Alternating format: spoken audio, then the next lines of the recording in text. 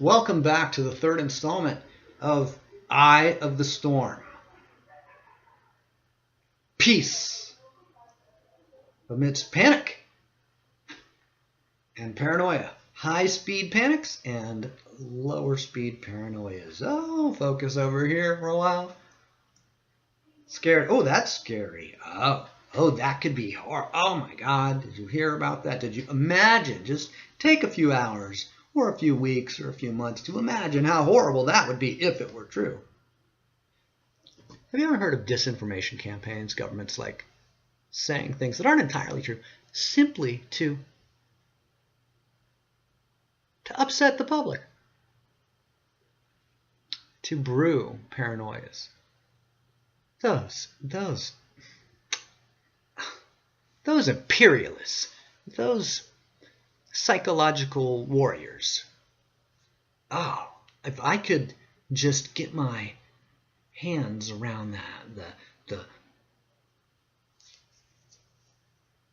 purse strings of that government, I would stop the funding for things that are bad and the things that are good. That's what I would, because we don't want any of the. We need to take time to think about what we would do if we were in charge of things that we're not in charge of. Because what if one day, all of a sudden, all right, so we were going to talk about, what were we talking about? Economic change and inflation and paranoia about economic change and inflation. So for the last 11 years, I've been addressing the details of the economic changes in our midst, globally, in the U.S., and so on. I'll not get into detail of that now. I've talked about that over and over, and I'll talk about it again, but not right now. What I will say is that it could benefit certain people for there to be financial panic, especially if it was to happen in a kind of a predictable way. There could be tremendous benefit to certain people if there was a financial panic that they anticipated or even that they caused. But if they even knew it was coming, they could take positions that would be tremendously advantageous to them, and that would be so lucrative. So there could even be an orchestrated campaign to create a panic. We could call them governments, but it might not be a government that performs the orchestrated campaign to create a panic. It could be a non-governmental agency. It's possible. So by financial panic, what do I mean? By financial panic, I mean a sudden redistribution of a vast amount of ownership. I mean like a vast amount of ownership. From the left hand to the right hand, we're talking about, that's a $100 bill right there. Transfer of ownership over there to the other hand. Wow. That was fast. But not just a little, a rapid transfer of a lot of money. Look, it's the new, this is like the blue $100 bills. They're looking totally different than the old ones that are, see how it's like, got that, it's different. Anyway, what happened one time was there was like it was a huge amount of wealth, and all of a sudden it was transferred to the other hand over there, just like that. It was like almost like April 15th or something. So anyway, okay.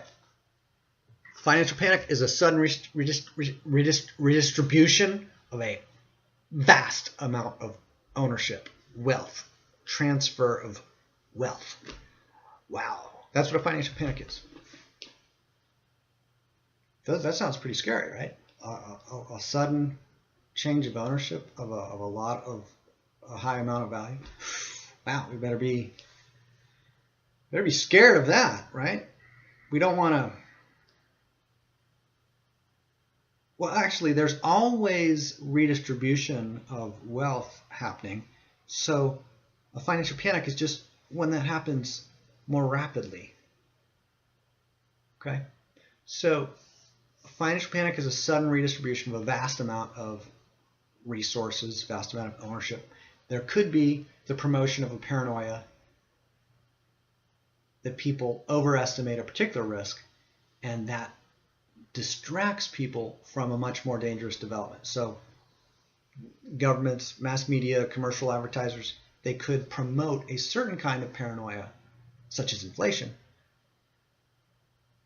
causing people to vastly overestimate the risk of some financial development, such as inflation, distracting from a much more present, clear, and even extreme development or threat. So now let's consider directly the subject of inflation.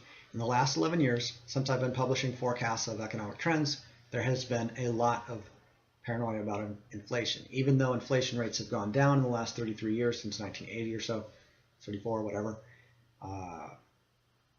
there's a lot of inflation paranoia amongst some groups. In fact, not only have inflation levels been coming down for a long time, but they've reached record lows. The inflation levels have declined in the US and other parts of the world to the point of setting many record lows.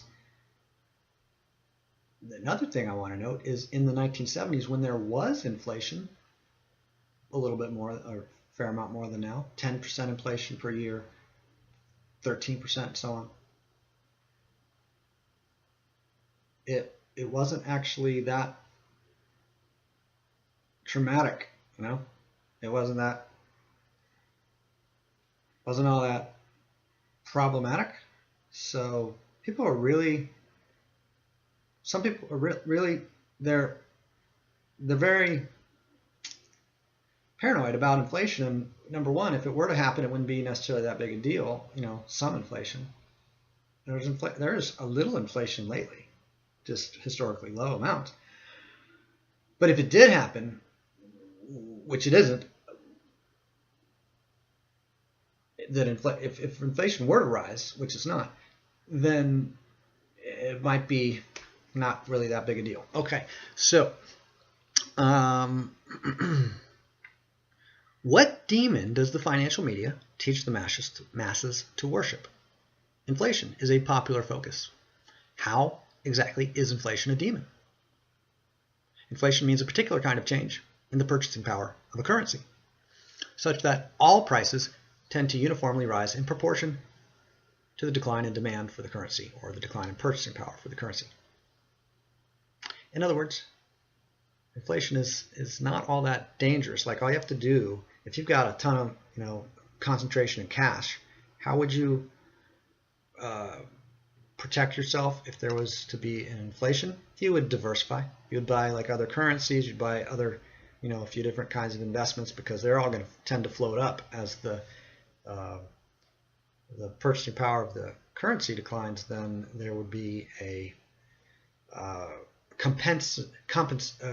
compensatory proportionate rise in prices overall, prices of anything. You could buy computers, you could buy plastic bags, you could buy anything. Prices generally are going to rise, so whatever you've got, as long as it's not cash, that's going to protect you against the minor losses of the inflations of the 1970s even. It just wasn't that big a deal. In other words, inflation is not a dangerous demon. Normal inflation, 8% inflation, 9%, 12%, in and of itself, it's not a dangerous demon. If there is economic instability and then the rate of inflation changes very quickly, well, that could increase volatility or increase instability, but that's when there's underlying instability. So inflation itself, that would again just be a measure of a sudden change. It doesn't cause anything. It's when people's behavior change, and then when people's behaviors change in certain ways, it can be measured, and then we say, okay, the inflation has risen or it has declined or whatever, but it's just measures of people's behavior. So why is there so much attention on it? Inflation is just an effect, kind of like arthritis is just a label for an effect. Arthritis doesn't cause inflammation of the joints. Arthritis is the Latin translation of joint inflammation. It's just a word for joint inflammation, arthritis. Did you know that? Maybe you didn't know that. So, since 1980, inflation in the U.S. has been generally decreasing, but has always been present. When in the last 33, 34 years was inflation present and I was okay the entire time? So even in the 1970s, when the rate of inflation was higher, inflation itself did not dramatically alter life as we know it. When inflation was 10% or 15%, there was no real panic. There were consequences. People changed their behavior somewhat, but no actual panic. The only panics in the 1970s in the U.S. were in the field of economics, were in regard to fuel and fuel prices, or at least that's the only significant panic, historically significant. Now we could also assert that there were buying panics in certain markets, like real estate for a part of the 70s, and then gold and silver, especially in the latter part of the 70s. However, a buying panic is also not really that big of a deal. We can call it a buying panic, but it's not a big deal, really. How many people are concerned? Did you hear the other day, all those people saying, you know what, the price of silver has gone up from $2 a gallon to $3 a gallon for a gallon of silver. Or a gallon, I meant to say gold. A gallon of gold. A lot of people are talking about this. They're very upset about this. No, actually, wait a minute, hold on. When there's a rise in prices of gold or silver, no one really cares, other than people who use silver for certain industrial purposes. The vast majority of people don't care. When gasoline prices go up 100% in a couple of years, a short period of time, I've noticed that people notice that. In 2004, I wrote, how many dollars will it take to buy a gallon of gasoline next year? That was kind of the core question in an article. What was it called? Adjusting to the real U.S. deficit, oil. So people are distracted by all these other issues. The bottom line issue for most people is things like fuel prices. Inflation is why are you confusing things with a decline in the purchasing power of currency? That's just not a very big deal. Okay, it declines 2% this year, 1% that year, 4%, 8% that year, whatever, but how big a deal is that really?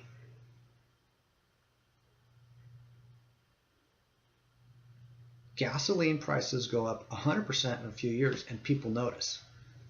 If the U.S. dollar's purchasing power shifted that dramatically in a couple of years, people would notice, and it would probably make some headlines.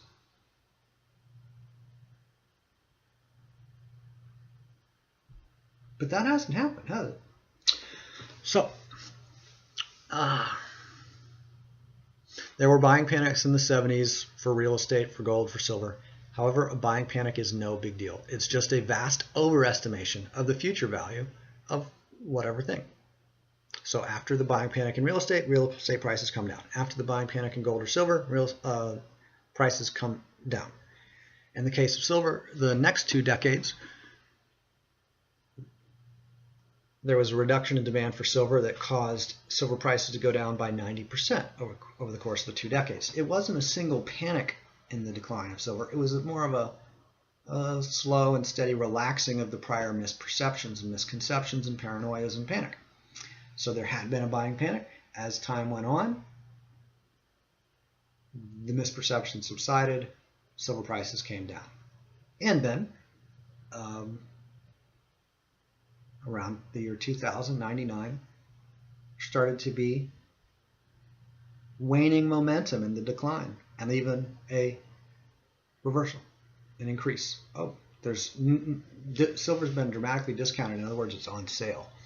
Silver's been discounted by the vast majority of investors, and then when it's on sale, some people buy it and it goes up dramatically in price over the course of a few years.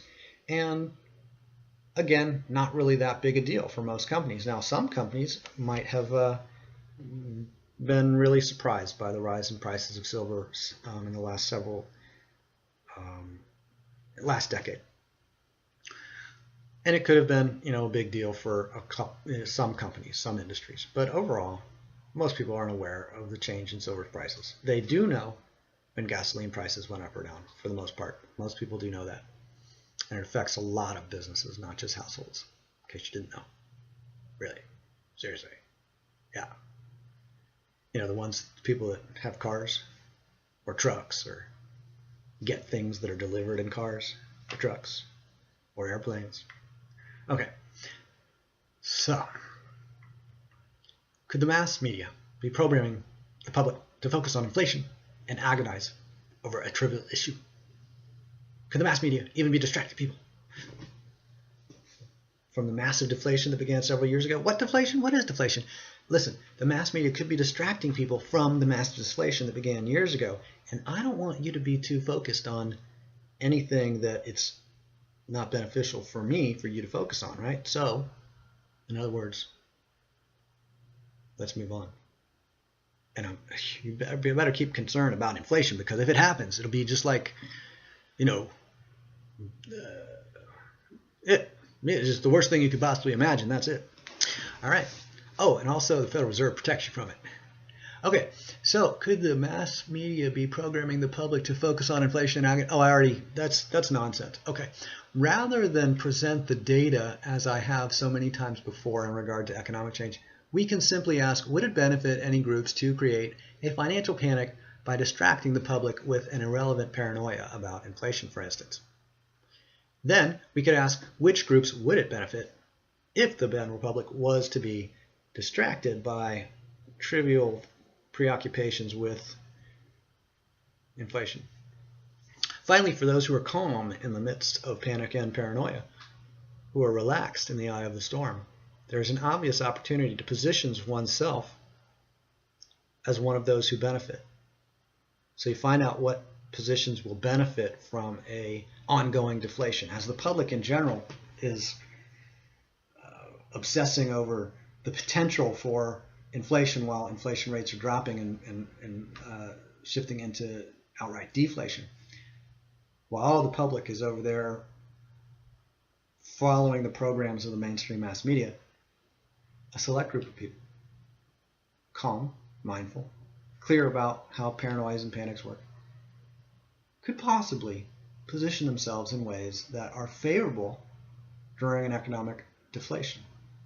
They could, if there was a financial panic where there's a sudden redistribution of large amounts of money, well, it is possible that we could have a lot of, oh, now we're talking about a lot of money here. It transfers hands really, really quickly. Changes hands from this hand to that hand, right? It changes hands really quickly. That's financial panic. And people who are properly positioned or prudently positioned for a predictable transfer of wealth, well, they could make a lot of money. It could be quite lucrative for them, couldn't it? It could. You're right. I'm glad that you think like me. So,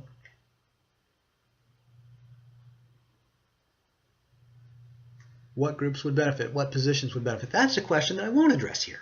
I've addressed it over and over, but now maybe you have some context that you'll be interested in finding out the risk and opportunities in your current positions, and also, of course, finding out what positions have the least risk and the most opportunity, in case you don't already know, because it's possible that you don't already know. It is possible that you could still learn something in the future that you don't already know yet that could be valuable to you. That's possible. So,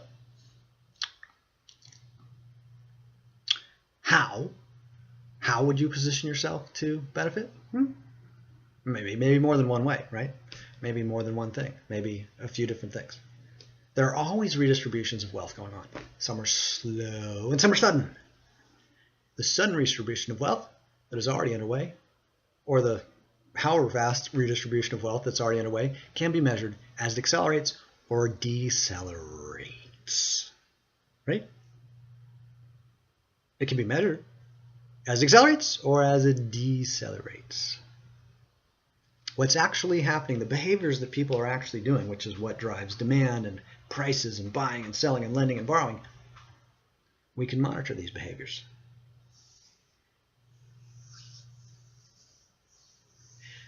So during redistributions of wealth, as you know, at any time, whether it's a fast or slow redistribution of wealth, some industries will do better than others. Some companies will do better than others. Some positions and investments, some markets will do better than others. Some locations will benefit and some will decline, perhaps very quickly. And that's always the case. There are always shifting trends. Some do better than others. Accurate assessments of risk and opportunity are the foundation of profitable investing, as well as successful warfare. Accurate assessments of risk and opportunity and anything else. Accurate assessments. Mindfulness is the foundation of effectiveness. Profitable investing, effective warfare, etc. Precision is sacrificed during paranoias and panics. Precision is sacrificed during paranoias and panics.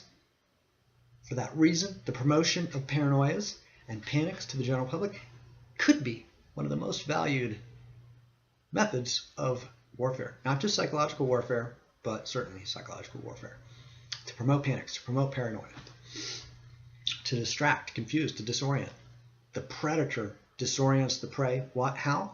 A group of coyotes all converge on a particular prey and then make noise, and they confuse it. They disorient it. And at some point, the prey might panic. And when the prey panics, that is the point that the predators actually may attack.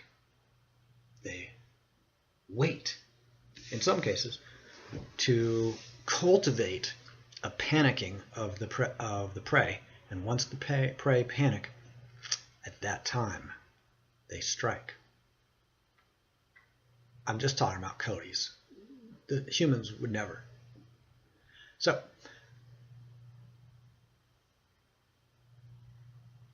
watch my finger while I'm finding my place above. Okay, it's right up here. No, it's right there where I stopped reading before. Yep. So, beware of paranoia about saturated fat and about cholesterol and about inflation. Beware of paranoia in all forms. Beware of those who promote such paranoias. Beware, be aware, beware, be aware of the precise opportunities and risks in your midst. Then, only after assessing a few possible interpretations of the circumstances and momentums that are present, so you witness what's present, the momentums and the circumstances that are present, then you look at a few different interpretations of what's present, how do I make sense of all this, what does it mean? Then pick the most valued interpretation. You have to have more than one interpretation for you to pick the most valuable one. Then you pick the most valuable interpretation and develop a program of action with measurable standards. Then you refine your methods and ongoingly refine your interpretations in accord with actual measured results. Now that actually was a pretty long and playful presentation there, but the point is you're making observations. If you're not mindful enough to make observations, forget it. Make observations. Consider various ways of interpreting your observations. Pick your favorite interpretation after really considering multiple ways to interpret something. If markets are behaving in a certain way, I want to consider alternative explanations for why that might be, and then start to look at more and more data and more context and more precision. I can look at, if I'm looking at daily charts, then I can start to look at hourly charts. I can start to get more precise, or I can start to look at a longer period of time to give me more clarity, more context in assessing alternate interpretations. So I can assess which interpretation is the one I want to act on, or do I think in a particular situation I'm not clear enough.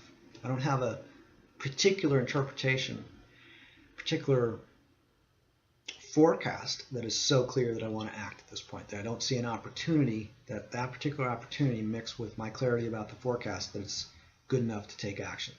Maybe something else is a better investment of my time. Okay, great. At some point, I may want to look at multiple interpretations, take action, and then I'll watch the actions I'm taking for their results. And if the results are better or as good as I value, then I can continue doing them. And if they're not as good as I value as my minimum standard, then I did continue those actions. I may refine them and repeat them again at a later time, or repeat a variation on that pattern. But if they're not meeting standard, then I stop. If a trade or an investment is losing value, do I exit it? It depends on how quickly it's losing value. It depends on a variety of things. It also depends on what are the other opportunities that are available. So if I say, well, that one's going down pretty slowly and I'm okay with it, but you know what? I see something really attractive in those three markets. I'm going to get out of that one because it's not as good of a risk or as good of an opportunity, according to my interpretation.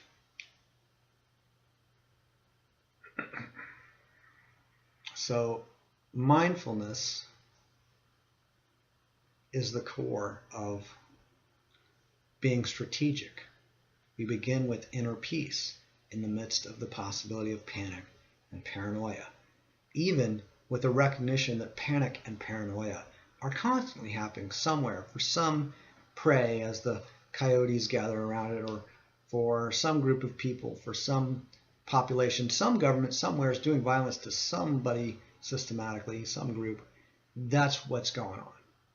I can't personally police all of the coyotes in the world or all of the governments in the world. I can have inner peace without shame, without blame, without guilt, just with simplicity, with innocence, with focus, with mindfulness. I can have inner peace in the midst of panic and paranoia. This is called being calm in the eye of the storm. Being calm in the eye of the storm. I expect I'll be putting this video in a few places where there will be an opportunity to join or subscribe or take some action now. If you're interested in further conversation in regard to exactly what you can do to promote your health and exactly what you can do to promote your financial interests, then indicate your interest by taking the appropriate action.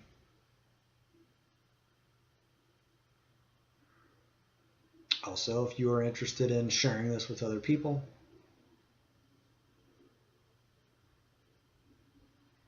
take the appropriate action. At peace, calm, grateful, respectful, mindful, in the eye of the storm.